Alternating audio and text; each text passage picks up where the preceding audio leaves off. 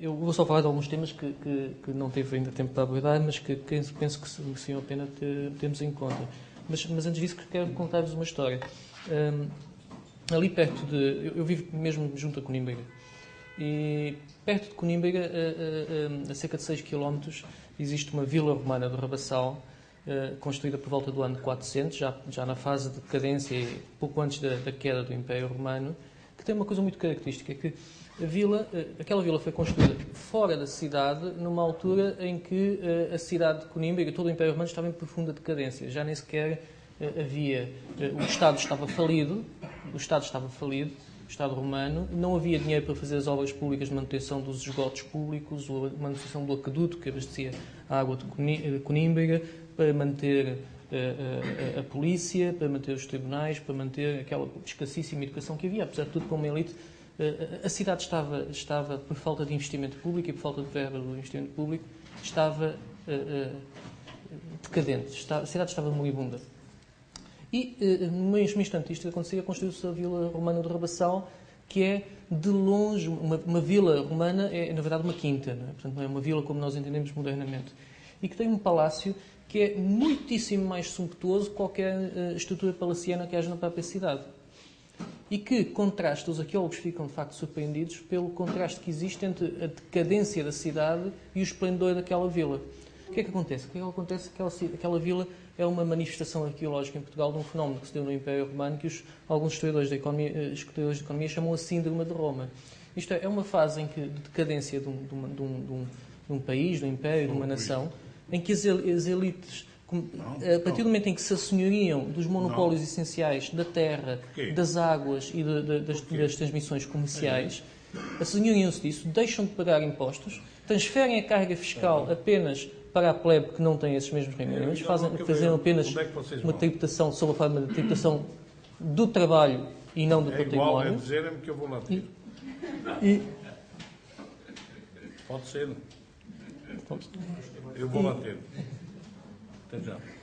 Então, nesta fase de decadência, na prática, o Estado não tributa ao património, tributa apenas o trabalho, não tributa aquilo que era o capital da altura.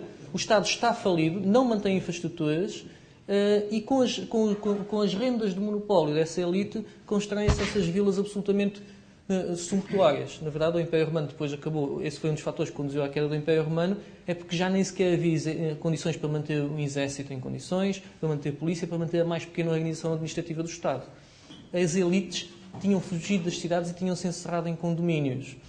É engraçado que os historiadores também chamam, porque isto tinham-se encerrado em condomínios porquê? Porque se o Estado estava falido, eles fecharam-se em condomínios onde, de facto, eles, com os seus rendimentos, mantinham infraestruturas privadas. A Síndrome de Roma tem também outro nome, que é a Síndrome de Espanha, mas a Síndrome de Espanha, no sentido da Espanha já do nosso Filipe III, já da fase de decadência em que aconteceu também o mesmo. É outro nome que se dá. E é o que está a acontecer em diversos países da América do Sul, por exemplo, no Brasil, na fase de decadência, as elites vivem nos condomínios, não pagam impostos, não há, portanto, apesar de ser um país riquíssimo em recursos naturais, não há dinheiro para a educação, para a sanidade, para nada, e as elites têm de ficar, em São Paulo vão para Alphaville, onde tem, de facto, toda uma estrutura bem montada. Aqui em Lisboa começaram as elites a fugir para a Quinta da Marinha, para Belas, para a Penha Verde, para a Penha Longa, etc., etc., porque, de facto, o Estado está em decadência. E quem diz condomínios diz educação privada, saúde privada, porque eles não querem pagar impostos para contribuir para o bolo comum. E na medida em que controlam a maior parte da riqueza, se eles não pagam impostos, não há. Então aí é que não há recursos para manter um Estado. Naturalmente, o problema é que um país, dentro de um grupo de pessoas, um egoísta pode ganhar muito mais dinheiro do que a média se subtrair a todos os demais. Mas o problema é que um grupo governado por egoístas, necessariamente, mais cedo ou mais tarde, acaba por claudicar frente a um grupo de altruístas onde as pessoas colaboram entre si e a união, digamos assim, faz a força. Isso é, de facto, um tema bastante estudado. Mas eu aqui enfatizo esta questão das elites deixarem de pagar impostos e assenhorearem-se de rendas fundiárias e rendas de monopólios como as rendas das águas e as rendas, eventualmente, também de combustíveis e por aí fora, e de alguns monopólios comerciais e, modernamente, também das telecomunicações. Agora, depois do ciclo económico que nós vivemos, a verdade é que temos uma elite riquíssima. Esses 2% da população, que porventura nunca terão sido mais ricos. Portugal sempre foi um país de enorme desigualdade e este ciclo económico que vemos nos últimos 30 anos ainda só agravou mais essa desigualdade. E nós agora temos uma situação curiosa, é que depois deste negócio todo da bolha imobiliária, há pessoas que vão ter de devolver o seu património. O património aparentemente está a desvalorizar muitíssimo, e quem é que o vai comprar de volta? As mesmas pessoas que antes o tinham vendido a preços milionários. O que significa que agora as pessoas vão ficar sem o imobiliário que compraram e sem uma fortuna que ainda vão ficar a dever. O país está a mudar de mãos, não apenas o país no sentido financeiro, mas também o país fundiário, as terras. E eu filio muito mais na economia clássica do que na economia neoclássica. Para a economia neoclássica, o fator terra é considerado simplesmente uma modalidade de capital. Para a economia neoclássica, para a economia clássica, terra e capital são fatores económicos distintos. E, aliás, um dos grandes problemas da teoria económica neoclássica contemporânea é que, ao não distinguir terra de capital, não consegue modelar nem prever bolhas imobiliárias. Com ainda por cima a agravante que constrói-se um discurso moral onde a especulação imobiliária é considerada virtuosa como a especulação em bolsa. A especulação em bolsa há determinados níveis de especulação que são virtuosos, na medida em que são uma aposta na inovação. A especulação fundiária, a especulação imobiliária não tem rigorosamente nada de virtuoso. Mas as teorias que hoje em dia são a economia neoclássica, que hoje em dia é ensinada nas nossas faculdades de economia, é neoclássica e omite o fator terra praticamente por completo. Aliás, qualquer pessoa pega no manual de economia de qualquer estudante de licenciatura de economia, o Samuelson, com 450 páginas, dedica 4 ao imobiliário. O que é curioso, nesta fase em que o país está em absoluto colapso por causa de uma crise imobiliária que aquele livro praticamente nem sequer consegue explicar nem prever. É particularmente significativo. Isto conduz-me àquilo que o arquiteto Nuno Ventura tinha dito, não só os bancos estão a comprar de volta as casas que venderam a preços enormes às pessoas, porque muitas vezes os bancos eram donos das próprias agências imobiliárias que vendiam as casas, como os bancos estão também a comprar, os bancos e promotores imobiliários que enriqueceram com a crise, a comprar o próprio património do Estado a um preço absolutamente arbitrário. Aqui o arquiteto Nuno Ventura disse muito bem, e como é que nós valorizamos qual é o valor de uma prisão, qual é o valor de um monumento nacional? Qual é o valor? É que na situação em que nós estamos, em que as taxas de juros praticadas a essa banca aproximam-se do zero e esses edifícios vazios têm renda zero, a fórmula clássica de cálculo valor desse valor do imobiliário seria dividir a renda pelo juro. Mas aqui dividiríamos zero por zero. Estamos na indeterminação, não é? E então, quanto é que eles valem? Eles valem o que quiserem. É pura fantasia. Então, a banca, neste momento, pode fazer o quê? Pode comprar por uma insignificância, por um valor quase zero, e depois registar na sua carteira de ativos imobiliários esse mesmo imóvel como valendo uma fortuna e apresentar-se junto da banca alemã. Vejam como nós somos um banco fiável, que temos aqui uns ativos formidáveis. E depois iam pedir mais dinheiro à banca alemã. E, no caso, não conseguirem pagar, quem paga é o Estado. E, portanto, este género de circunstâncias vai-nos pedir, por um lado, depenar completamente o Estado. Eu quero recordar que, em uns anos, já se falava em privatizar a gestão dos monumentos nacionais. Até isso nos levam. E as matas nacionais. Não é? E os parques nacionais. É uma situação gravíssima. É verdade que Vasco Gonçalves, em 1976, tentou nacionalizar os solos urbanizáveis. E é curioso que isso tenha sido visto como uma medida de um perigosismo, de um esquerdismo absolutamente perigoso e transcendente, quando ele, na verdade, se tivesse feito isso, teria simplesmente restituído a situação que existia em Portugal antes de 1965 e teria... Como? Exatamente, mas em 1965 autorizou a privatização dos terrenos particulares e aí perdeu mão. Em 71 tentou voltar atrás, mas já não conseguiu. Foi em 1965 que o problema começou. Aliás, o que é dramático, Portugal começava a sofrer o seu êxodo rural, o que significava que, ao privatizar os loteamentos a partir de 1965, o desenho de novas malhas urbanas ficou entregue aos Patos Bravos, ficou entregue aos Xavier de Limas, etc, etc. Justamente na altura em que o país mais necessitava de uma lei do solo eficiente, foi quando se revogou a lei do solo que já vinha dos tempos do Duarte Pacheco. E é por isso que nós olharmos atentamente para as nossas cidades, nós vemos que os bairros onde ainda há um urbanismo decente são os anteriores a 1965. O urbanismo em Portugal morreu a partir de 1965. E morreu não só o urbanismo, como morreu em certa medida a arquitetura e a engenharia. Porquê? Porque os solos ficaram tão caros que, na prática, a construção tinha de ficar com a escassa margem que sobrava entre o preço do solo e aquilo que o banco emprestava ao comprador final. Ou seja, nós construímos péssima construção nos últimos quase 50 anos. Porquê? Porque pagámos um solo demasiado caro. Para que tenham uma ideia, 60% dos edifícios que existem em Portugal têm menos de 50 anos. Mais de metade, praticamente quase 2/3 dos edifícios têm menos de 50 anos. O Vasconcelos não conseguiu fazê-lo e para a nossa grande infelicidade. E o facto de Vasconcelos ter sido derrubado, o facto de, por este motivo, o facto de nem mesmo Marcelo Caetano, que foi o autor material da lei de 1965 que privatizou os loteamentos, até aí eram prerrogativa exclusiva do Estado, o facto de nem Marcelo Caetano, num regime autoritário, conseguiu enfrentar estes lobbies. É absolutamente notável. Vasconcelos, num período revolucionário onde esperaríamos que esses poderes estivessem tão amedrontados que não conseguissem fazer força, fizeram força. Então imaginem como é que foi, quando a partir de 1985 as taxas de juros começaram a subir e a bolha imobiliária começou a descer. E a partir daí era impossível tirar o bife da boca do leão. Mas o problema continua, porque ainda há bocadinho também nos posicionou, então, mas como é que foi possível que os PDMs tenham criado tantas áreas urbanizáveis?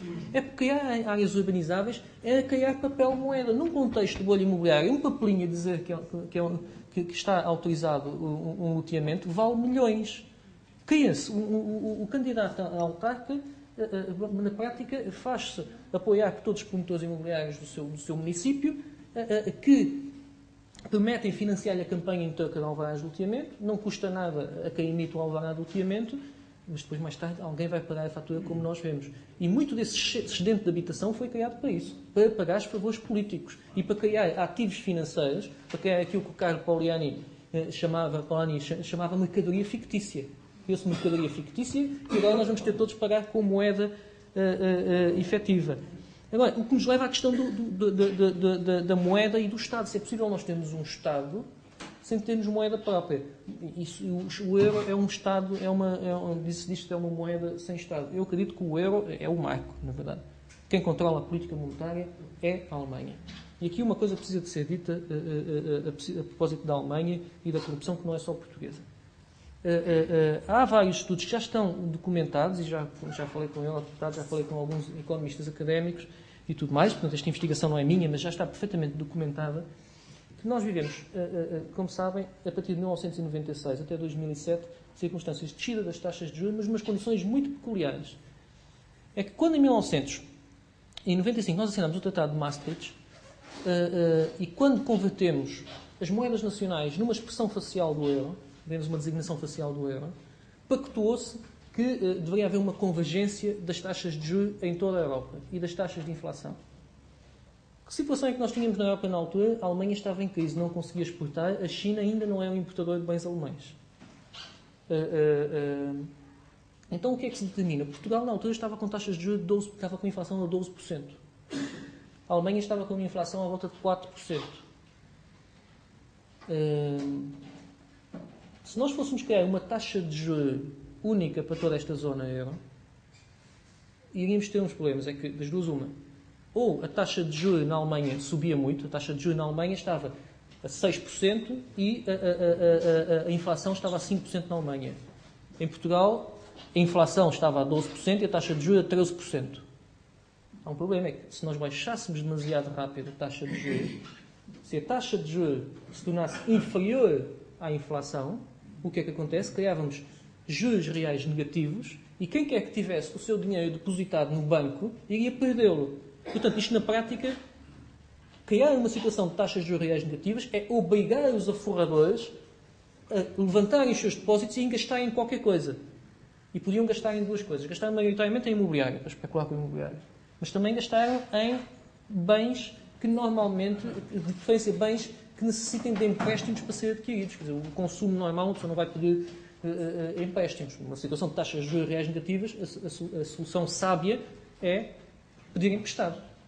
Aliás, qualquer governo que não se tivesse endividado pesadamente numa situação de taxas de juros reais negativas vai ser acusada pela oposição de ser financeiramente analfabeta. Então o que é que aconteceu? Vivemos entre 96 e aproximadamente 2000 e depois, a partir do atentado das Twin Towers, com nova descida das taxas de juros, entre 2002 e 2006, 2 episódios de taxas de juros reais negativas que desbarataram as taxas, as poupanças portuguesas. Não havia qualquer incentivo para os portugueses comprarem. Em contrapartida, fizeram disparar a importação de bens, particularmente automóveis. As pessoas foram todas a adquirir carros, julgando que estavam a ganhar muito com isso, uma vez que iam devolver menos ao banco do que aquilo que tinham pedido emprestado. Isto fez crescer o valor imobiliário, fez crescer, aumentar o consumo do automóvel. Foi ótimo para tirar a Alemanha da depressão em que se encontrava, porque não conseguia dar escoamento aos seus produtos. Mas houve outro problema ainda maior. E este é da maior gravidade. Isto é da maior gravidade e precisa de ser discutido. Já tenho bombardeado eurodeputados com e-mails e com artigos sobre isto para tentar chamar a atenção. É que, quando se assinou o Tratado de Maastricht, pactuou-se que os diversos países iriam manter estável a sua massa monetária, isto é, só haviam de fazer com a quantidade de papel de moeda em circulação, só ia crescer com uma inflação reduzida, de forma a que a massa monetária não crescesse mais do que a produtividade. Para quê? Porque, chegada a 2002, as moedas nacionais seriam imediatamente convertidas em euros. Portanto, cada país, a partir do momento em que se assina o Tratado de Maastricht, cada país já sabe mais ou menos quanto dinheiro é que vai ter em converter em euros. Depois, em 96, fixou-se também a taxa de câmbio. Estarão recordados. E, portanto, a ideia é que os países não fizessem batota imprimindo moeda. E como é que se controlava a impressão de moeda? Era criando cláusulas para obrigar os países a controlar a inflação. Portanto, partia-se do princípio que, se não crescesse a inflação, então os países não estavam a imprimir papel moeda. Muito bem. A questão está em que os números oficiais do Bundesbank demonstram que a Alemanha imprimiu várias centenas de milhares de milhões de euros em marcos, mas respeitou o Tratado de Maastricht, porque não fez disparar a inflação. E como é que não fez? Porque esse dinheiro foi simplesmente depositado nos bancos para não acicatar o consumo alemão, interno, e quando se chegou a 2002, então foi emprestado esse dinheiro fictício aos países periféricos. Isto, em termos de política monetária, significa que emprestaram-nos aquilo que se chama má moeda. Foi moeda. Mas agora querem que nós devolvamos com boa moeda, com exportações. Quer dizer, há parte da nossa dívida, por questões de política monetária alemã, que é dívida odiosa, como diria o Sr. Paulo Moraes. É dívida odiosa. Emprestaram-nos dinheiro, papelitos, falsos. Aquilo é falsa moeda. Falsa moeda, mas que fez gerar um endividamento real.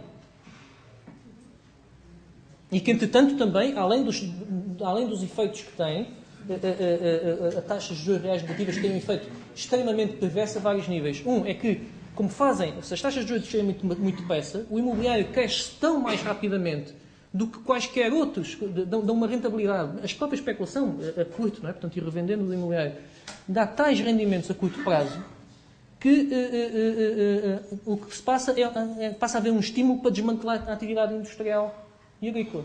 Porque o imobiliário é o setor que mais dá. Portanto, este é um problema muito grave em termos de alteração da estrutura económica. E depois há outro problema também muito grave com as taxas de juros reais negativas. É que o dinheiro, de alguma forma, parece estar a cair do céu. E quando o dinheiro está a cair do céu, as pessoas dão-se bem com políticos que roubam, mas fazem. Porque as pessoas estão a ser roubadas às suaves prestações, com um período de carência que só se vai fazer sentir, mas ninguém se indigna muito com isso. Ninguém se indigna, não dói. Não é? Se eu agora saltar o professor Paulo Moraes, mas ele só se der conta disso daqui a 5 anos, ele vai continuar a ser meu amigo, entretanto.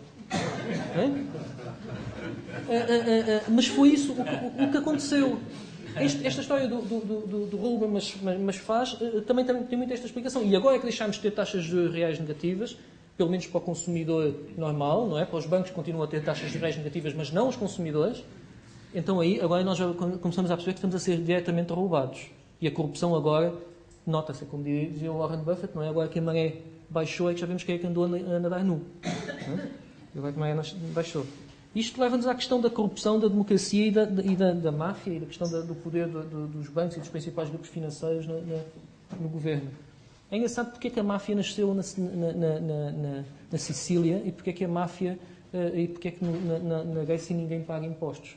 Reparemos bem, o que é que estes dois países têm em comum? Não é o facto de serem mediterrâneos. É que durante séculos Tem isso em comum, evidentemente, mas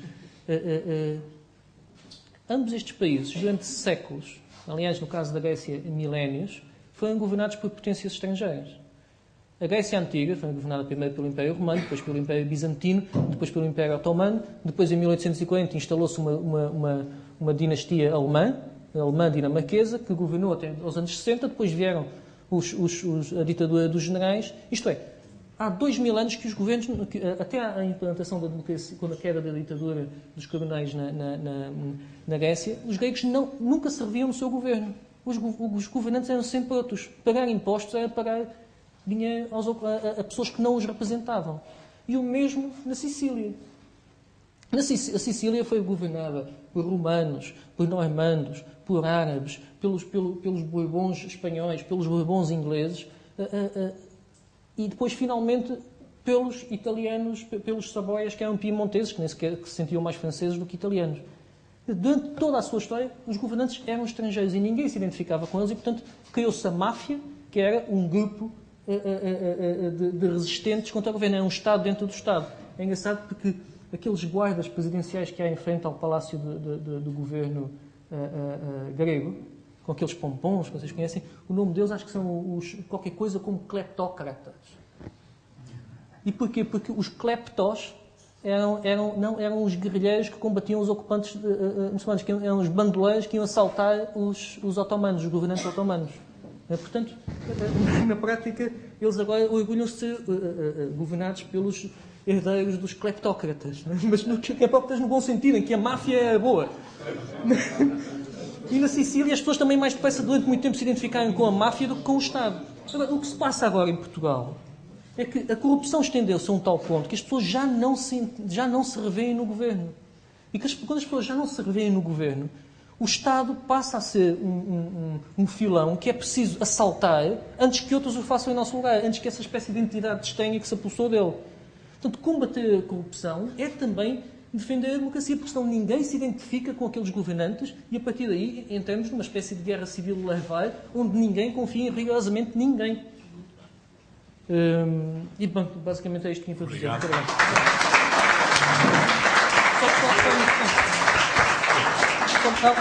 Há só uma questão que eu não posso deixar de responder, a questão que me foi colocada pelo arquiteto Nuno Ventura, que é muito importante em relação à lei do arrendamento.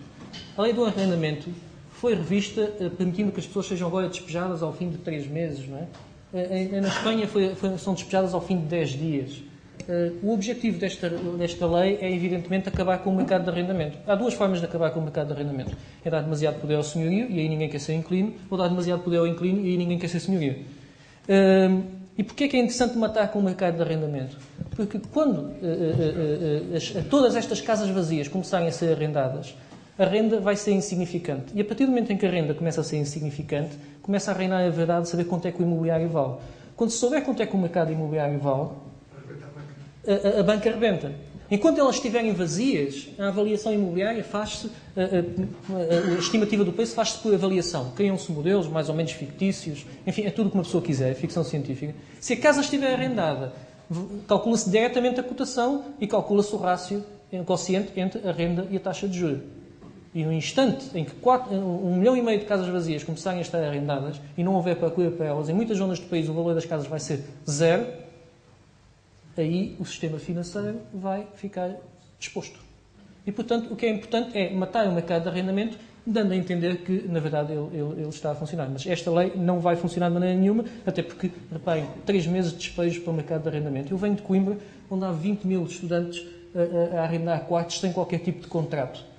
Os senhorios, algum dia, precisaram do estímulo da segurança jurídica para arrendar casas? Não. Em Coimbra, 50 milhões de euros trocam de mãos por ano em arrendamento de quartos sem contrato. Os senhorios não precisam de uma lei que obrigue o despejo. Necessitavam, e porventura, tribunais que funcionassem, etc, mas já é outra questão. Muito obrigado.